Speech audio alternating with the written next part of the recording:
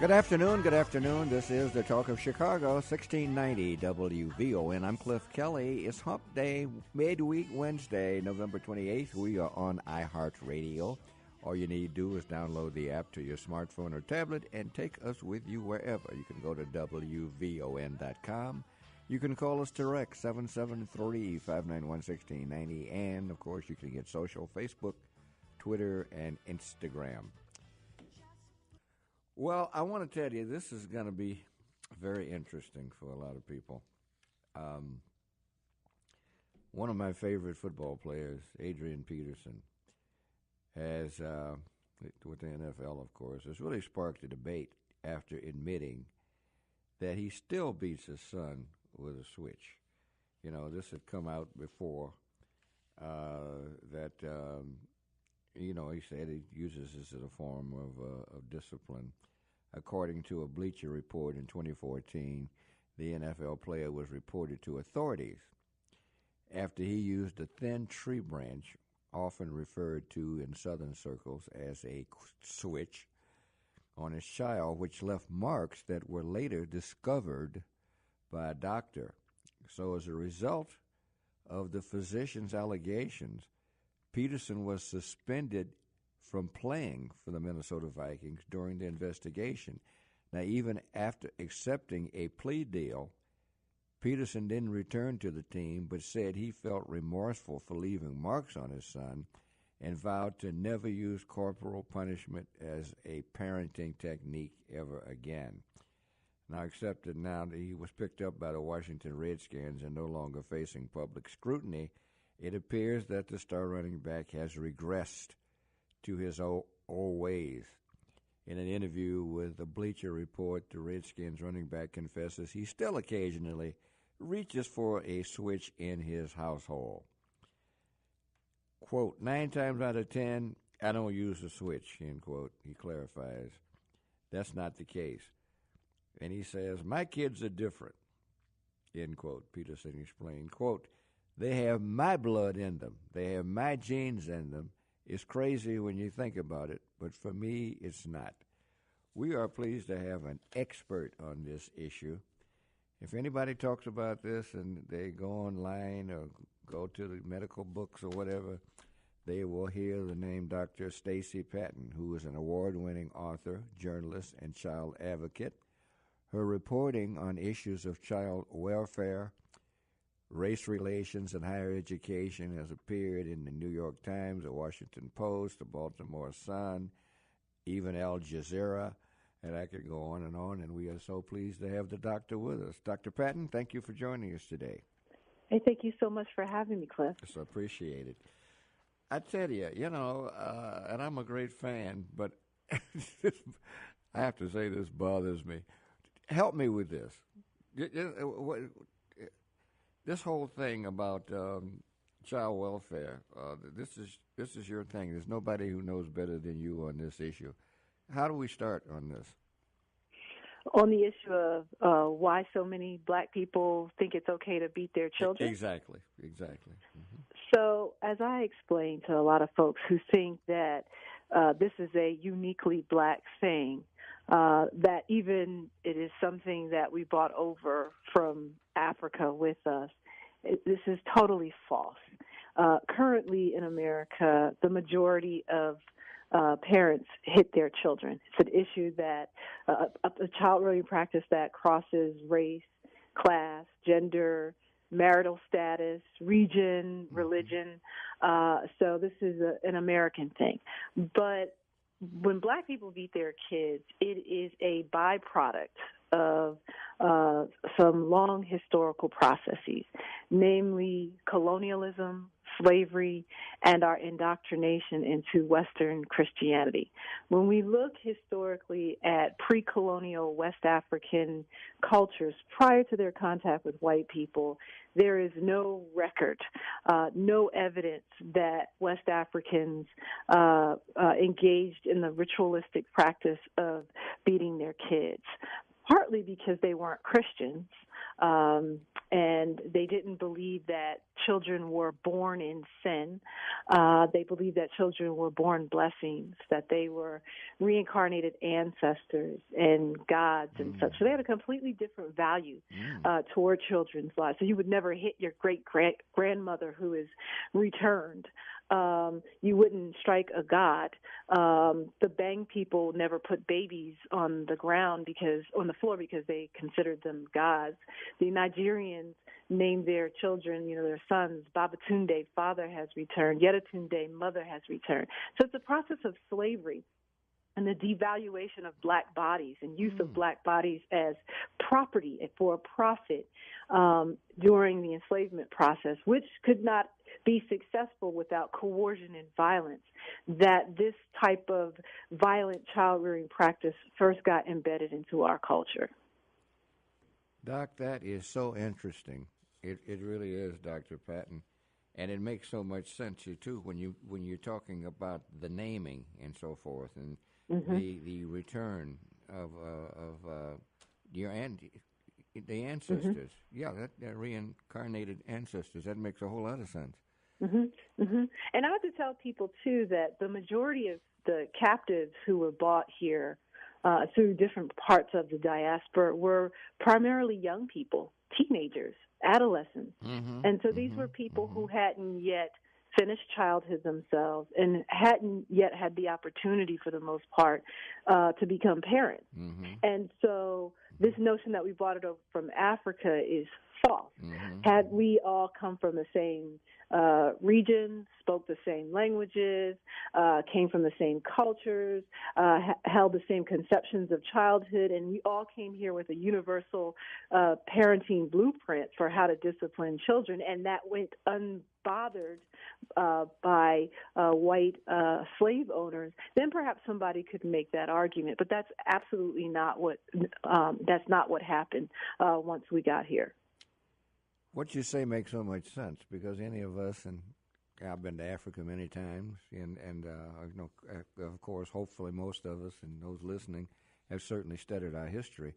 And when you point it out like that, Dr. Patton, what you're saying makes a lot of sense. Yeah, we have to see the ways in which, our enslavement, Jim Crow racism and terrorism, mass incarceration, the war on drugs, the persistent and serial devaluation of black life in this country, how that seeps into black parenting practices. So if you're a people who are constantly under siege, it's quite easy to misconstrue cruelty with your children as love and protection, because slavery created a kind of elusive black parenting.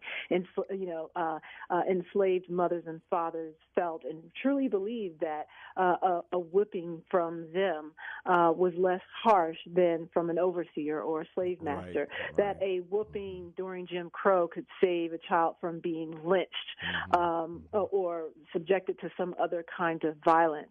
And so today we have black parents who continue out of that legacy, continue the same arguments, that if I don't beat my kid, then the police officer will beat them or kill them, or they'll end up in jail. And I always ask, well, how's that working for black America? If whipping children kept us safe from police brutality, safe from prisons, safe from being killed by cops, then why are we having national conversations about these issues? Dr. Stacey Patterson is with us, award-winning author, journalist, and child advocate, and we are so pleased to have her with us. And, of course, we'll be taking calls very shortly, 773-591-1690.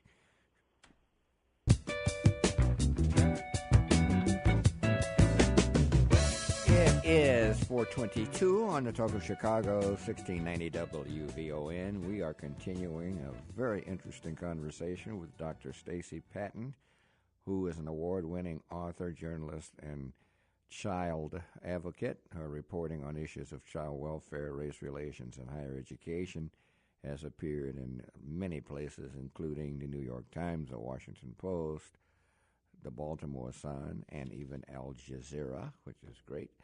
And we're talking about, of course, black children being whipped, beaten, with a switch, as it's called. It's a very interesting situation here. And of course, as the doctor was telling us about the history, the pre-colonial West Africa, and no record of this. I thought it was so interesting. Doctor, again, thank you so much for being with us. I just thought it was so interesting when you were talking about the reincarnated ancestors, which certainly would not. It makes so much sense what you're saying, the whole slavery thing and how that changed everything. We're going to go to the phones because is there anything else you want to say before we take some calls? No, that's fine. I can go with the flow. Okay, you're great. Let's go with John. John, you're on WVON with the doctor. Good afternoon, Cliff, and good afternoon to the doctor there. And to you, sir. Thank you. Good afternoon. Cliff, my mother used to always say, and she came from the deep south of Georgia, I don't have to only tell you one time, but my mother used to always say, if I tell you once, I'll tell you twice. If I have to tell you again, then you're going to get the switch, And if you don't like it, there on the door, don't let it hit you in the butt. Well, nobody's leaving my mother's kitchen table because we don't want to miss those meals. But, she often used to always have to tell us one time, and that's it. So I agree with Mr. Peterson. I'm not saying all these kids need a switch every now and then, but some of them do need a switch.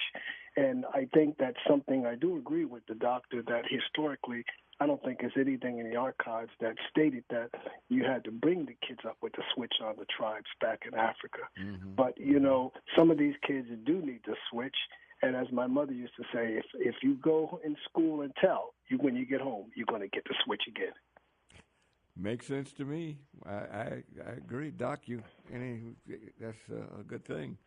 Well, it's very toxic messaging, quite frankly. I often hear people say, well, some kids you can talk to, but other kids need violence. And to these people, I want to ask, well, how do you determine that a child needs a switch or a child needs a belt or a child needs to be slapped? Is there a genetic test? Something in their blood that says, yes, I need to be whipped? Is there a brain scan that you read and say, this child right here, there's something fundamentally wrong with this child's brain, their ears or, their cognition that they can't learn without violence. And it really falls into the slave master's logic. Mm-hmm. There's a long-standing racist argument that the only way for black people to learn, to become civil, to be responsible, moral human beings is to process their bodies through violence. So what we heard from this gentleman is very powerfully the ways in which, we have internalized racist doctrine and choreographed it out onto our children's bodies. The whole if I tell you once, tell you twice thing, if I have to tell you a third time, I'm going to beat you. Well, this to me says a great deal about people's fundamental lack of understanding about children's development, that children's brains grow between age 0 and 24. So you're reasoning or talking to people, young people whose brains are not fully developed. And so they have unreasonable expectations for how their children are supposed to behave or what they're supposed to understand. So you have to model what you want for your child. There's a lot of talking and showing that needs to be done. And it shows me that the lack of patience means that these people don't have the skills to, be creative, to show children what needs to be done, to explain why they shouldn't do certain things. And when you start hitting your child, particularly at very young ages, you are essentially wiring their brain to try to avoid fear and pain. And when you do that, you're taking away from other areas of the brain that could help them with language acquisition skills, conflict resolution, and such. So discipline means to teach. So when you physically punish a child, with whippings or whatever, you are teaching them that might is right, that violence is an appropriate way to communicate. Violence is an appropriate way to get people to do what you want them to do. And so no wonder this spills out into our communities, into our streets, into our adult relationships, and into our larger society, and why we have so many public health issues, because corporal punishment of children is the seeds from which all of these other problems sprout. Interesting. Cliff, as she was talking, I reflected on some of the things. I agree with her 100%. Some of the things she indicated, as my mother used to say, she did say to us when we got older, and she said, the reason why I taught you puppy love, because as she stated to me is, when the time you come out of my womb, I'm in control, not in you.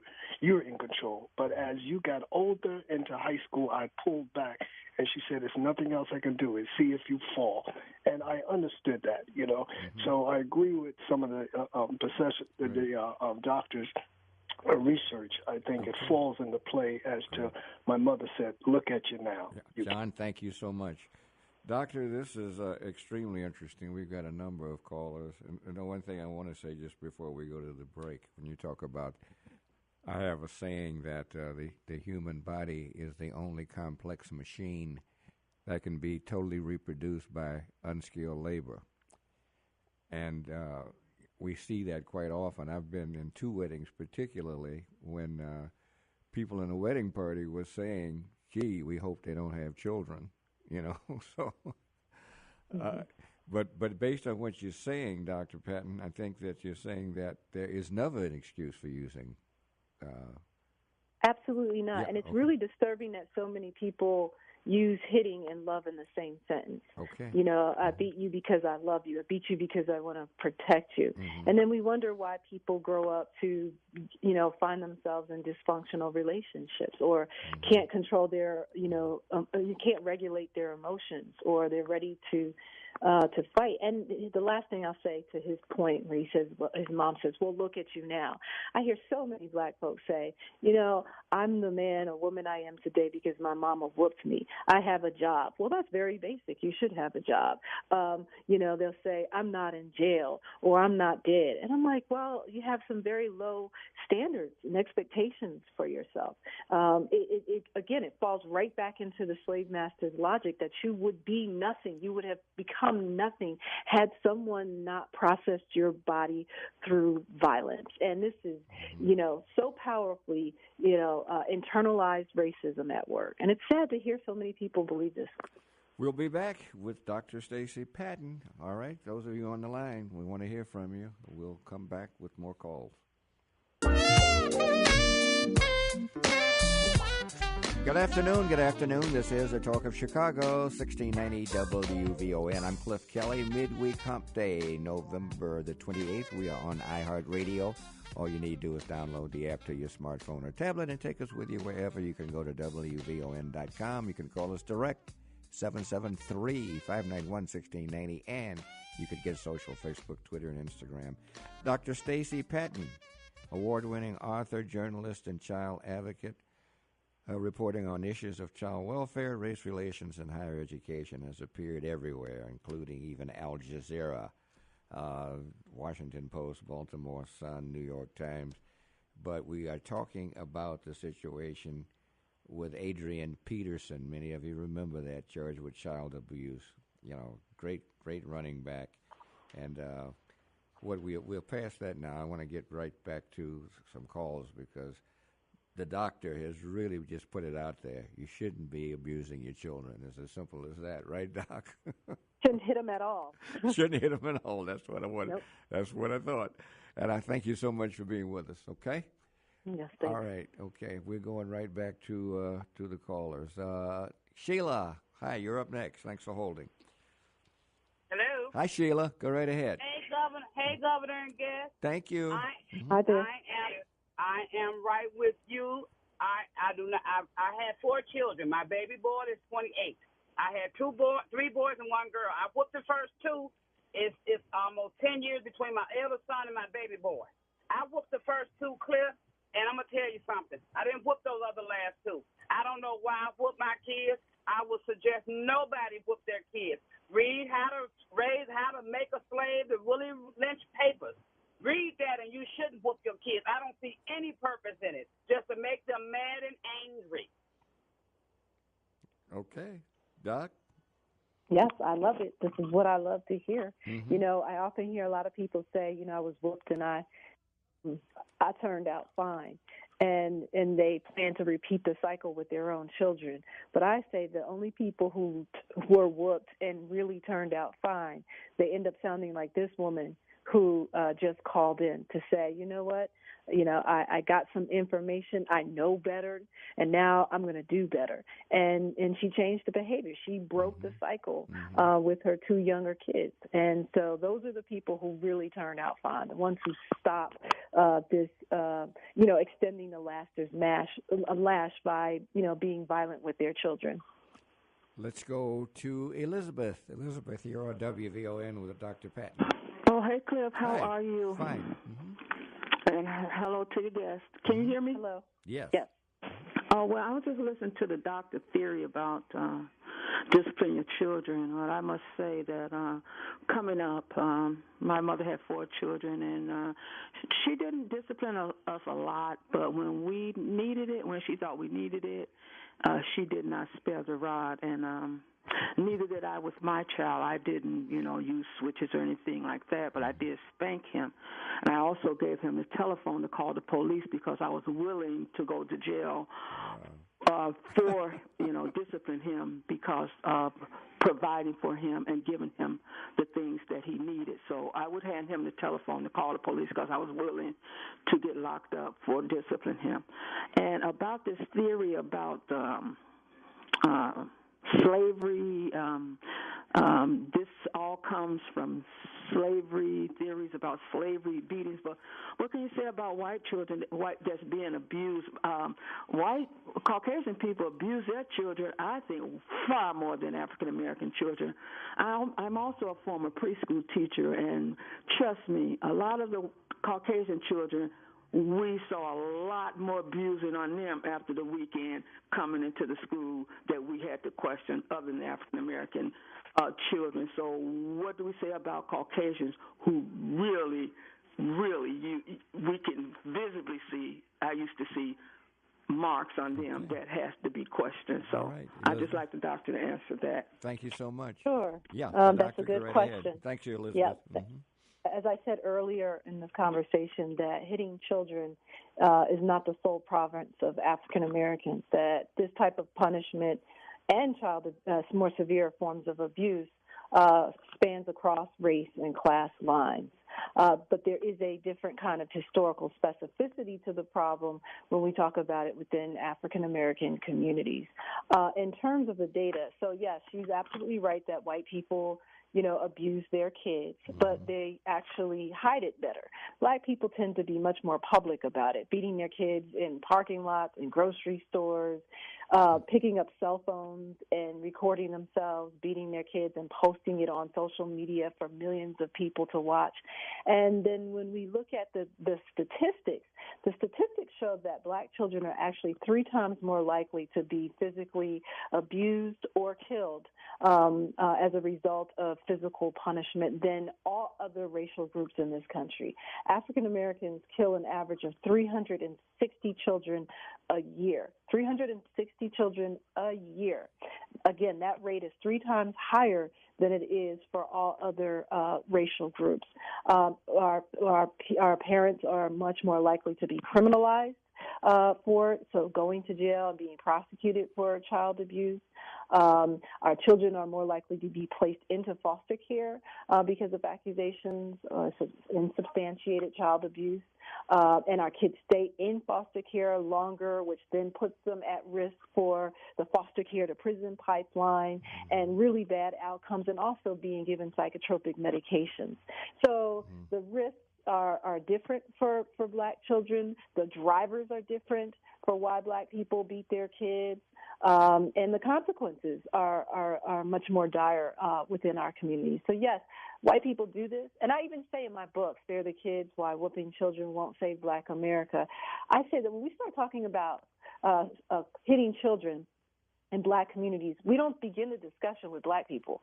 We don't begin the discussion in slavery. We don't begin the discussion in West Africa. We have to go all the way back thousands of years of European history. And what we'll see based on the historical record is that white people have always been sadistic with their kids. They have long destroyed their children. I mean, they were absolutely brutal with their kids. It took them until the 16th century to even recognize that children were biologically distinct.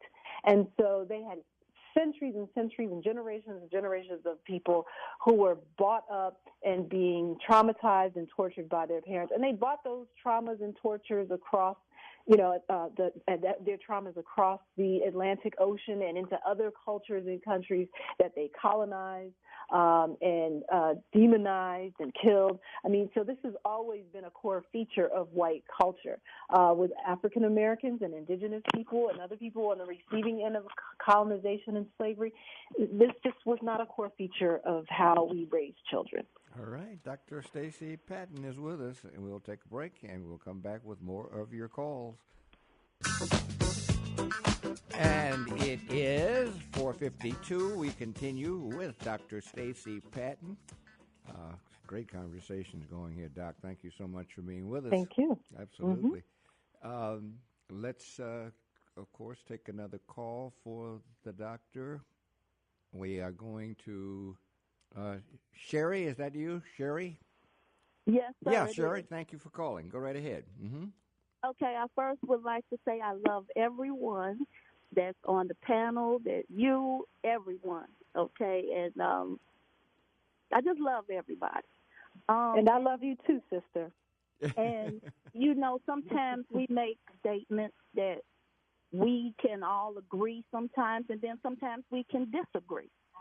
Now, I'm going to happen to disagree with it because I am one of those children that was raised by a single parent that, yes, she did not spare the rod.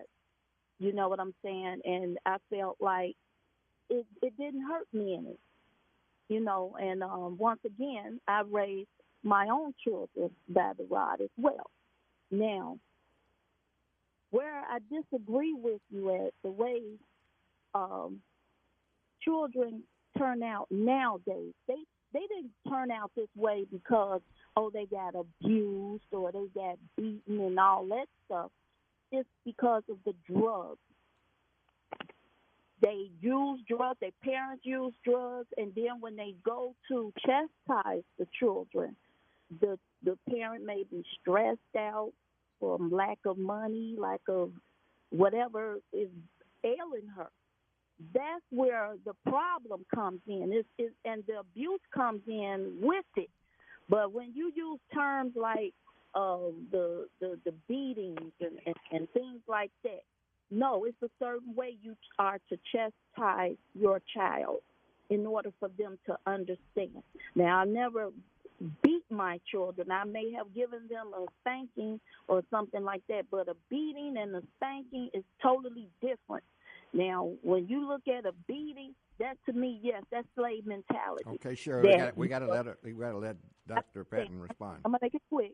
And you got to, because we're trying to get another call in. Go right ahead. And okay. Like I said again. Yeah, Dr. Patton?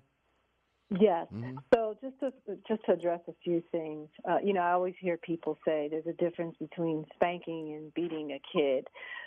The only thing that's different is the spelling. It's all semantics. Popping, whooping, beating, spanking, whatever you want to, whatever you call it. It all involves hitting and it all involves pain, and it triggers hormonal responses inside of a child's body, particularly neurochemicals like oxytocin and cortisol, which are harmful. These hormonal surges inside the body are harmful to children's brain development. It sows the seeds for things like a lowered IQ, emotional regulation issues, aggressive behavior, future violence, whether it's against intimate partners, future violence against their own children, alcoholism, drug abuse, depression, and other chronic health problems like diabetes, obesity, heart issues, because hitting children is a form of chronic stress that causes inflammation in the body. And as this accumulates over time, it has long-term effects over the life of a child well into adulthood. So people think that abuse is just hitting a child is only abusive if it leaves behind visible marks outside the body. But there's all kinds of things that happen inside of a child's body that a parent does not actually see. I also want to address this idea that these kids today are so much worse off than, in terms of their behavior, than previous generations. Every single generation has said that about their children. When I was growing up in the 80s and 90s, I heard, our elders saying that about us. And now my generation grew up, and we're saying the exact same things. We're parroting the same messages about kids growing up today that we heard as children. But when we look at the data, there's absolutely no evidence that children growing up today are more violent, are taking more drugs. Actually, all the data shows the exact opposite, that children growing up today are using less drugs, they're smoking less, teen pregnancy rates are down, school violence is actually down, juvenile arrest and violent crime is actually down. So the people who are accusing these kids today of misbehaving and acting out so badly actually are a generation that had worse crime rates and behavioral and social issues than these kids today. And my last point, this whole idea about the rod. I wish Dr. Patton, we're about out of time. I want to make sure we got a number of callers we didn't get to. But what I want to make sure that you give us the name of the book, please. So the name of the book is called Spare the Kids: Why Whooping Children Won't Save Black America. And you can go to my website, www.sparethekids.com, and read more about it and about alternatives to hitting your kids. Okay, .com. That is great. We have so many. Well, you've been through this before, I'm sure, and I think it's great. Your response, I think, is just one quick thing, because I think everybody listening, Lee, Ray, Melissa, E, I'm sorry we didn't get to you, but we're going to have it. Doctor, you'll come back, won't you? Sure, okay. Definitely. One of the things that I think about, I think we all have flashbacks. And I remember I was a baseball fanatic. I played on a team as a kid, and I don't care. And I was a pretty good player. I don't care whether the bases were loaded, and I was up to bat. I had to be home at 6:30 for dinner. My father would have made me feel, didn't beat me, but I knew damn well I better be home at 6:30 for dinner. You know what I mean? I was just, you have all these flashbacks of what people do and so forth and so on. You're great. I want to thank you so much for being with us. All right, Doctor? Thank you so much for having me. And you're more than welcome. Wow, that's great.